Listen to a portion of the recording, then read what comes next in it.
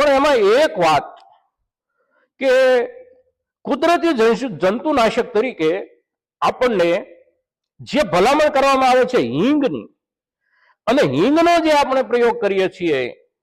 અને એ પ્રયોગ કર્યા પછી કેટલાક ખેડૂતો કેમેરા પર એવું કહેતા હોય છે કે મને આ હિંગનો પ્રયોગ કર્યા પછી આટલો મોટો ફાયદો થઈ ગયો, આ થઈ ગયું, આવું પરિણામ મળી ગયું. તો એ વખતે આપણને થોડું આશ્ચર્ય થાય છે. એટલા માટે થાય છે કે સૌથી પહેલા પૂરેપૂરી ખાતરી સાથે એક વાત હું આપની સામે એક વાક્યમાં કહેવા માંગુ છું કે આપણે જે કોઈ હિંગ વાપરવામાં આવે છે અહીંયા, ખાસ કરીને આપણા ખેતરોમાં જંતુનાશક તરીકે, ઓર્ગેનિક પાકના જંતુનાશક તરીકે, એક ઓર્ગેનિક પદ્ધતિ તરીકે, તો એમાં ક્યાંય હિંગ